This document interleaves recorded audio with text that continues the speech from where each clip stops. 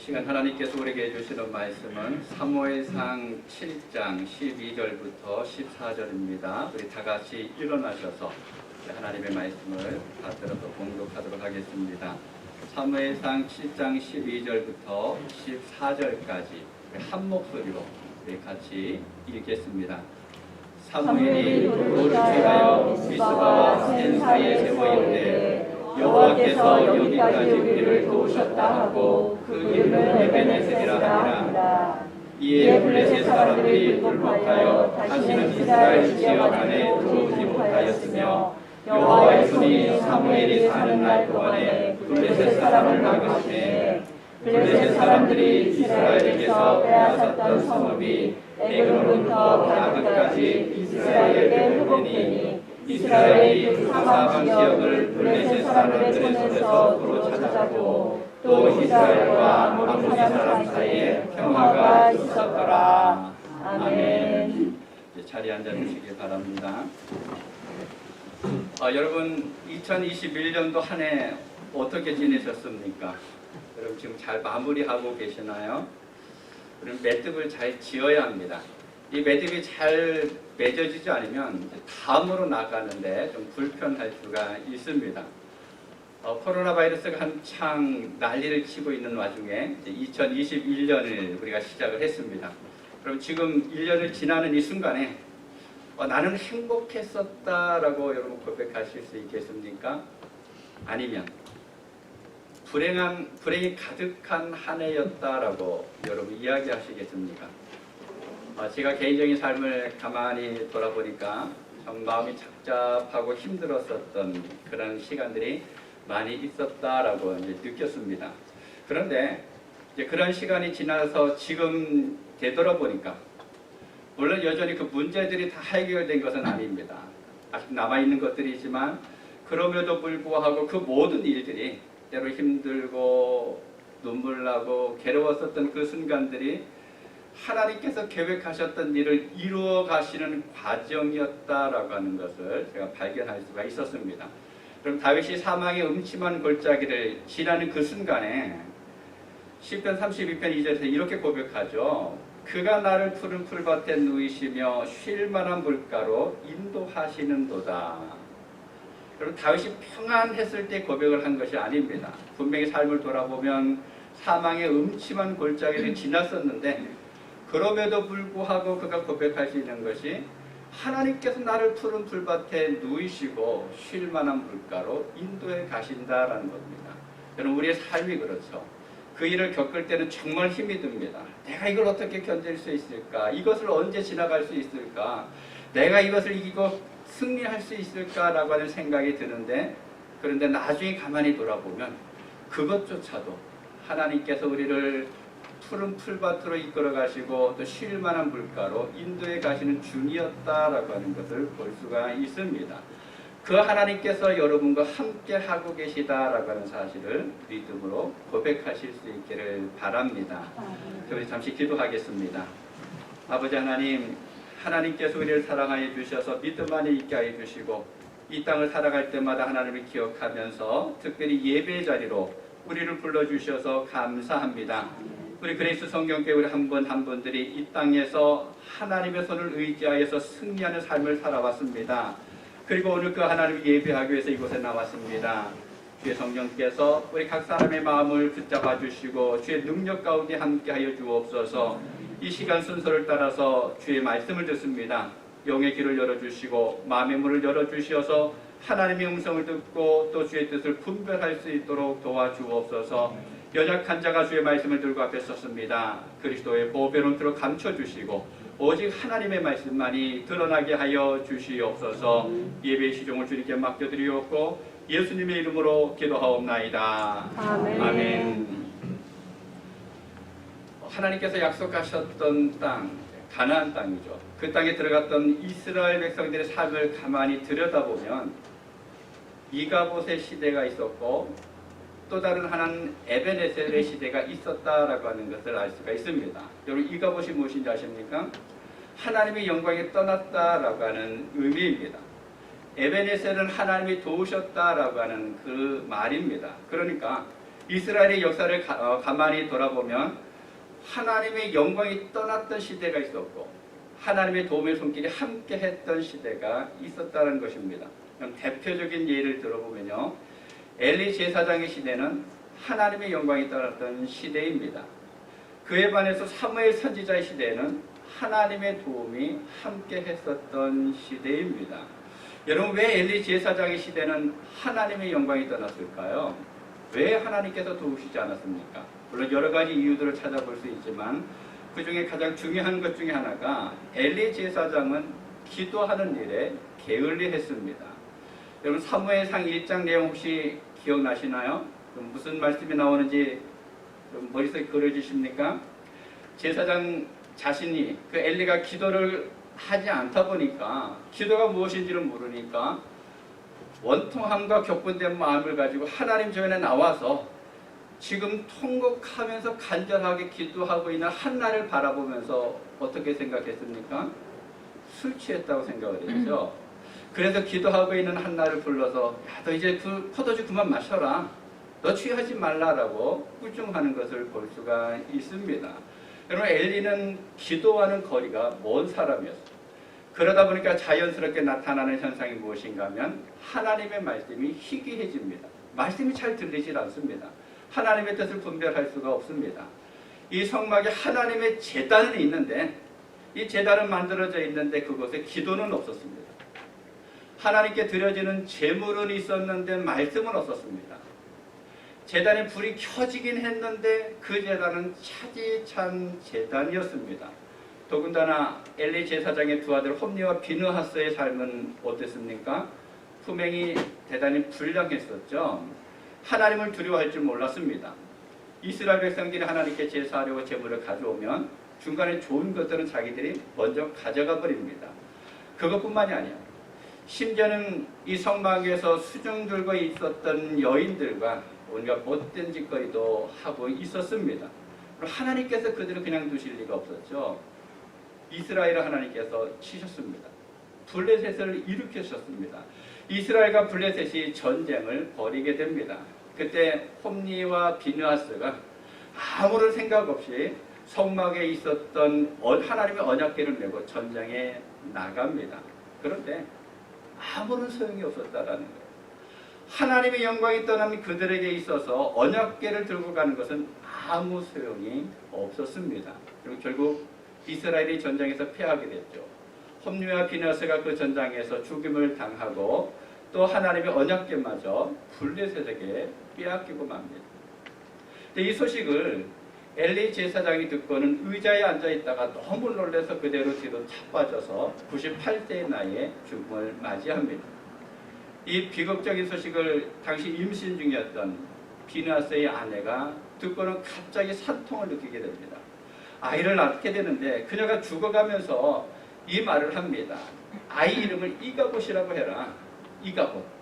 하나님의 영광이 떠났다라고 이렇게 외치고는 죽고 말았습니다. 여러분, 철저하게 하나님의 영광이, 하나님의 도우심이 떠났던 시대가 바로 엘리 제사장의 시대입니다.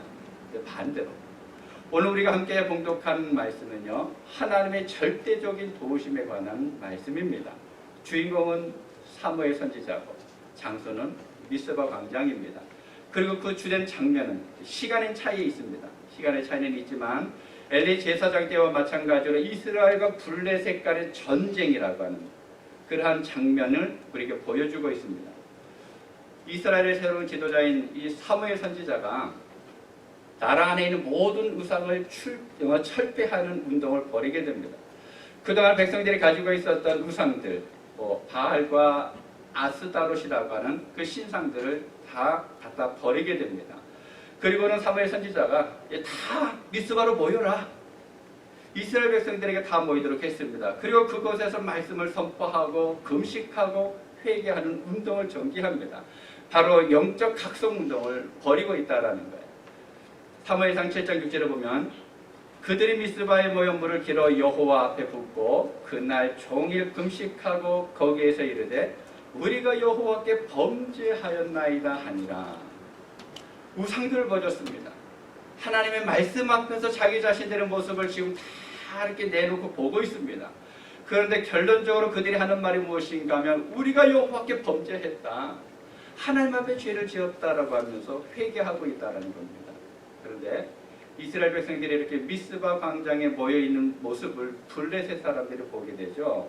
7절 전반부에 보면 이스라엘 자손이 미스바에 모였다 함을 블레셋 사람들이 듣고 그들의 방백들이 이스라엘을 치러 올라온지라. 이스라엘 백성들은 하나님 앞에 회개하기 위해서 모였는데 블레셋 사람들은 자기들을 쳐들어오려고 작전을 짜는 것으로 오해를 하고는 전쟁을 일으키게 됩니다. 무방비 상태로 있었던 이스라엘 백성들, 그것도 하나님께 금식하고 회개하면서 엎드려 있었던, 몸의 기운도 다 빠진 상태입니다. 어떻게 보면 싸울 힘이 없는 그런 이스라엘 백성들을 블레셋이 기습적으로 쳐들어옵니다. 그런데 놀라운 기적이 일어났죠. 이스라엘 백성들이 허둥지둥하면서 군대를 조직해서 전쟁에 나갔는데 이스라엘은 싸우지도 않고 오히려 이겼습니다. 그 승리한 모습을 보면서 사무엘 선지자가 돌을 갖다가 단을 쌓습니다. 그리고 도움의 돌이라고 하는 의미로 에벤 에셀이라고 하는 이름을 붙입니다. 그리고 오늘 이 말씀을 통해서 이 사무엘과 이스라엘 백성들이 돌단을 쌓으면서 보여줬던 그 신앙이 과연 무엇일까? 에벤 에셀이라고 하는 돌을 세웠는데 그것이 어떤 의미일까라고 하는 것을 생각해 보려고 합니다. 첫 번째는요, 에벤에셀 신앙은 여기까지 도우신 하나님께 감사하는 것입니다. 본문 12절 우리 함께 읽도록 하겠습니다. 사무엘이 돌을 취하여 미스바와 센 사이에 세워있되 여호와께서 여기까지 우리를 도우셨다 하고 그 이름을 에벤에셀이라 하니라.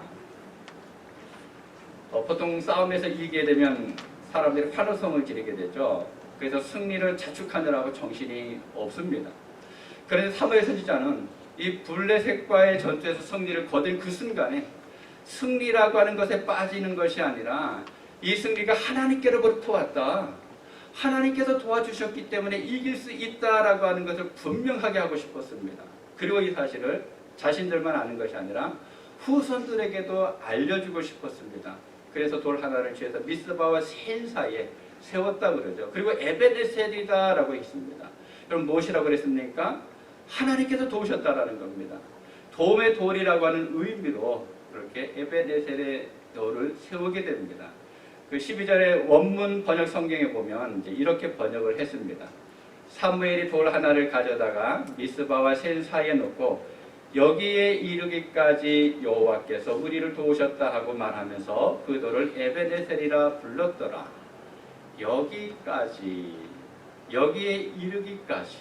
여러분 이 말은요, 지리적인 의미뿐만 아니라 시간적인 의미도 포함이 되어 있습니다. 그러니까 내가 지금 서 있는 이 장소까지입니다. 그리고 이 시간까지는 의미합니다. 좀 쉽게 말하면 여러분이 집에서 나오셨죠. 집에서 나와서 교회 도착하기까지 라고 하는 장소적인 의미도 있지만 출발하는 그 시간부터 도착하는 시간까지라고 하는 그 의미도 있습니다. 여호와께서 여기까지 우리를 도우셨다라고 하는 이 말씀 속에서는요, 이스라엘 백성들이 그동안 하나님을 배반하면서 우상을 섬겼음에도 불구하고 여전히 버리시지 않는 하나님, 그들이 회개하고 도움을 구했을 때 그들을 구원하시는 신실하신 하나님이다라고 하는 그 고백이 담겨져 있습니다. 이런 미스바 광장에서 이 승전 기념비를 세우고 있는 사무엘과 이스라엘 백성들은 블레셋과의 전투에서 승리를 이끌어 주신 하나님께 감사하고 있는 신앙을 보여주고 있습니다. 에벤에셀. 여러분 에벤에셀의 신앙은요, 하나님의 도우심에 감사하는 신앙입니다. 그런데 이스라엘 백성들이 이러한 신앙을 갖기까지 많은 연단과 훈련이 있었습니다. 시련의 과정들이 있었어요. 많은 유혹들이 있었습니다. 때로는 우상에게 넘어가는 그런 시간들도 있었습니다. 그럼에도 불구하고 말씀 앞에 이들이 서게 되니까 어느덧 성숙한 신앙의 모습으로 바뀌었다라는 겁니다. 그럼 미스바의 시간이 얼마의 시간이 있는지는 정확히 모릅니다. 아마 최소한 한 일주일 정도는 됐을 듯합니다. 그 신앙을 통해서 이스라엘 공동체의 신앙이 변화되기 시작했다라는 거예요.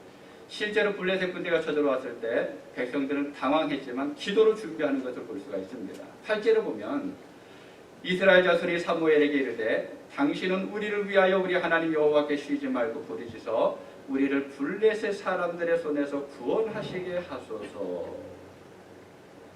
이스라엘 백성들이 철병기로 무장하고 있는 블레셋과의 전투에서 자신들이 할 수 있는 일, 자기들이 할 수 있는 일은 하나님께 기도하는 것 외에는 없다라고 하는 것을 인정하고 있습니다.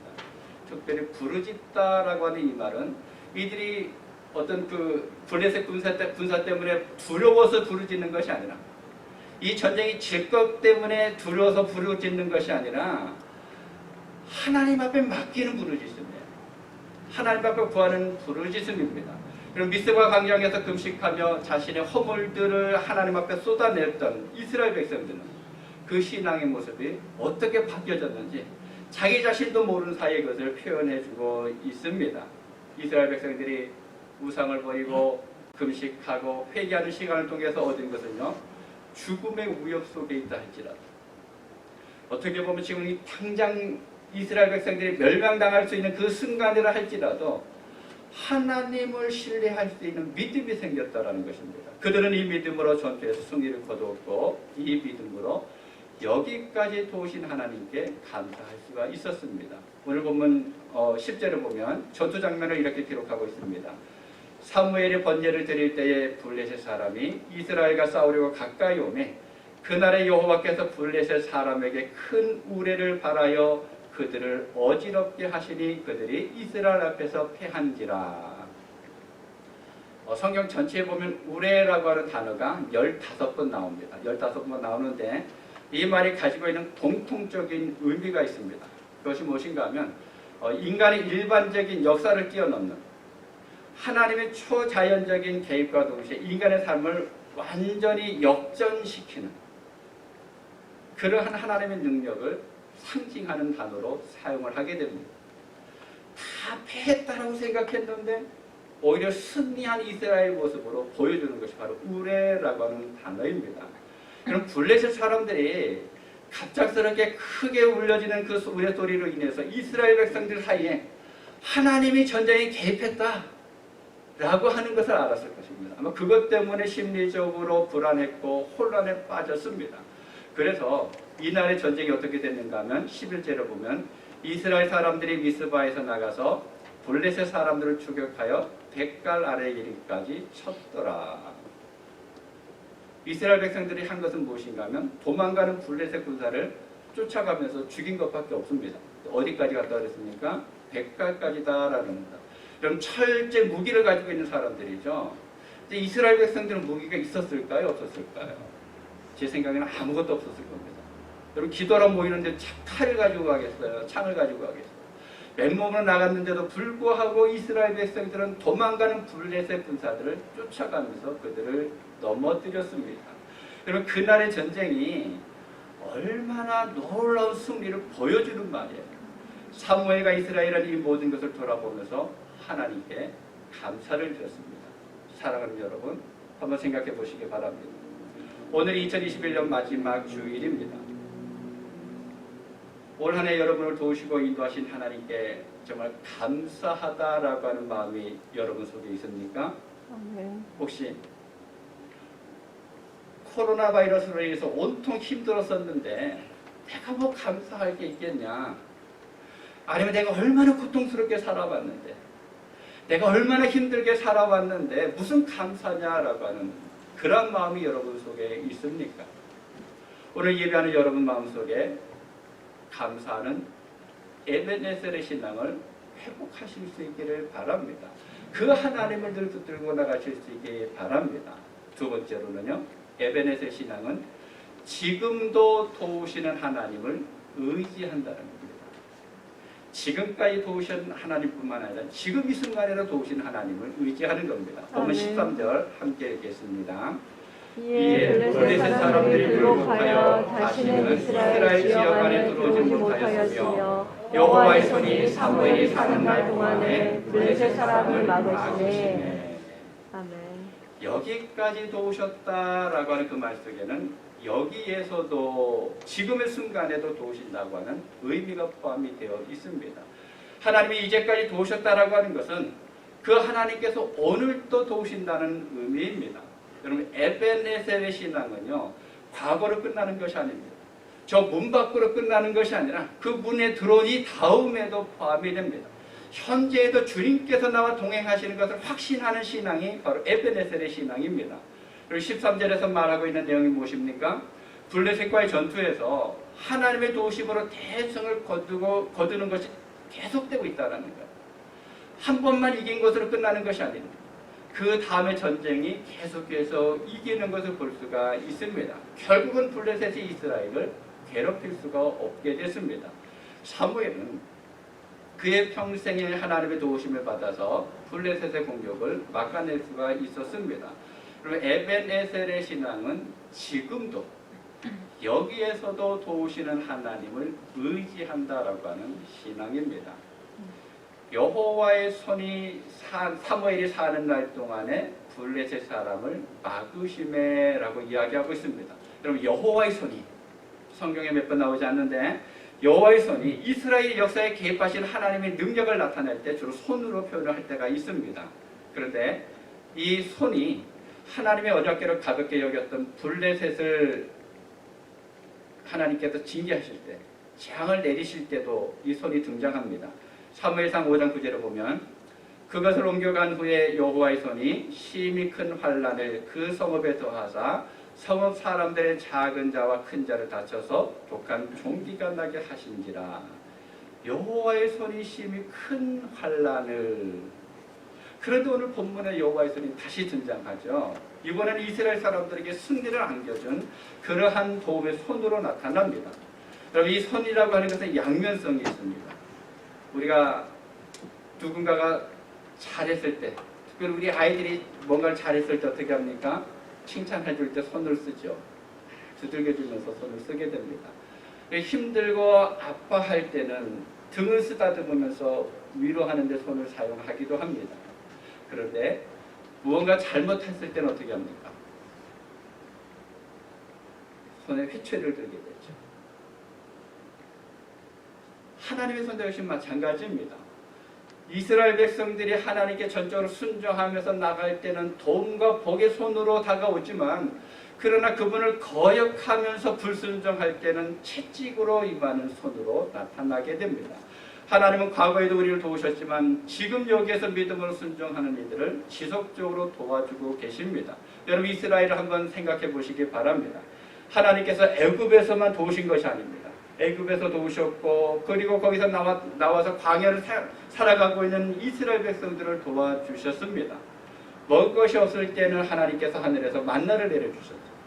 물이 없어서 갈증을 느낄 때는 반석이 터져서 물이 나오게 하셨습니다.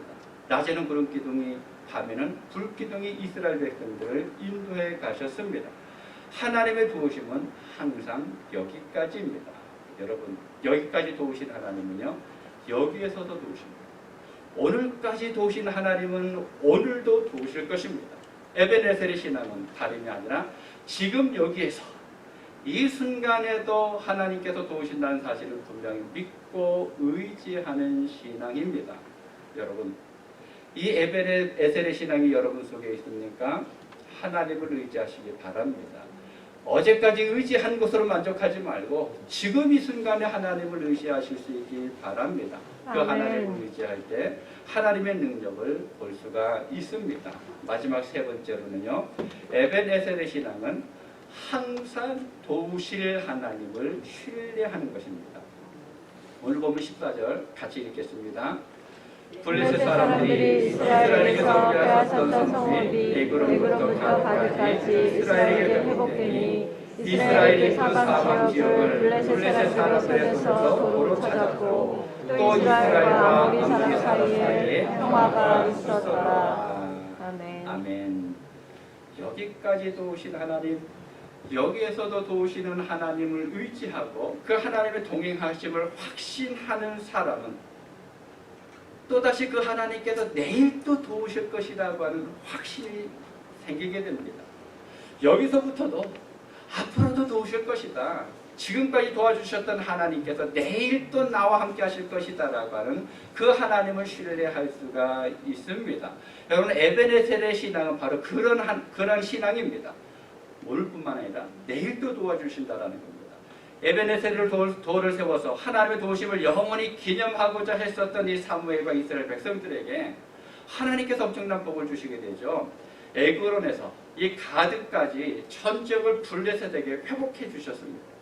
예전에 빼앗겼던 땅을 다시 찾게 됐습니다. 아멘. 아무리 사람들과 늘 싸움이 있었는데 그런데 이제는 이들과 평화로운 삶을 살아갈 수 있도록 하나님께서 회복해 주셨습니다. 여러분, 하나님께서 에베네셀 신앙을 가진 백성을 늘 도우십니다. 영원히 도우십니다. 오늘을 지켜주신 하나님께서 내일도 지켜주시리라고 믿는 신앙, 이것이 에베네셀의 신앙입니다. 사무엘 선지자가 하나님의 도우심으로 블레셋과의 전쟁에서 이기자 즉시 돌을 취해서 미스바와 센 사이에서 돌을 세우면서 에베네셀의 기념비를 세웠습니다. 이 사무엘 선지자를 보면서 지금 우리의 신앙의 모습을 한번 잠시 생각해 보았습니다. 여러분, 우리 자신을 한번 볼 수 있어야 합니다. 우리는 어려움을 만날 때 대부분 하나님께 기도하게 되죠. 하나님께서 도와주실 것을 우리는 기대하면서 하나님 앞에 그것을 내려놓습니다.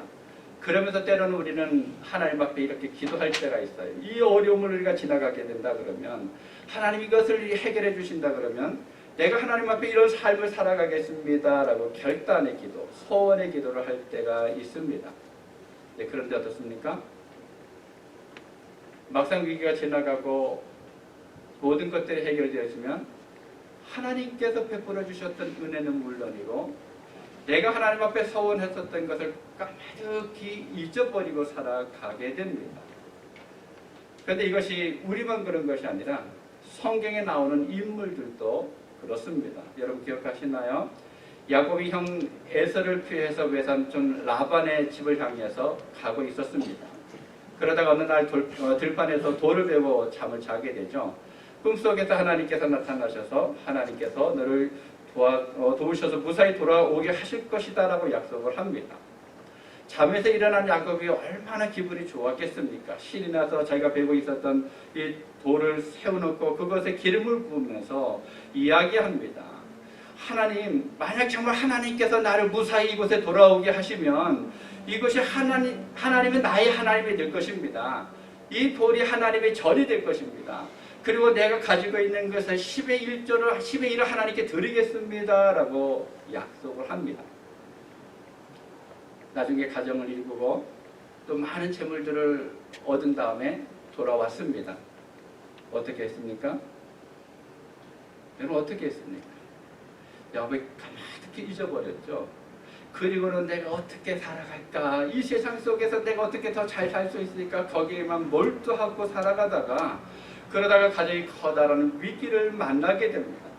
그때 다시 하나님의 말씀을 듣습니다. 그리고 나서 하나님과의 약속이 생각나서 고백을 하는데 창세기 35장 3절을 보면 우리가 일어나 베델로 올라가자 내가 환난 날에 내게 응답하시며 내가 가는 길에서 나와 함께 하신 하나님께 내가 거기서 제단을 쌓으려 하노라 하매. 환난 날에 응답하셨던 하나님, 가는 길에 함께 하셨던 하나님, 그때는 기억하고 있었는데 모든 것들이 평안할 때는 잊어버릴 수가 있었다는 겁니다. 그런데 이게 우리들의 모습이라는 것입니다. 제 모습이기도 하고 여러분들의 모습입니다.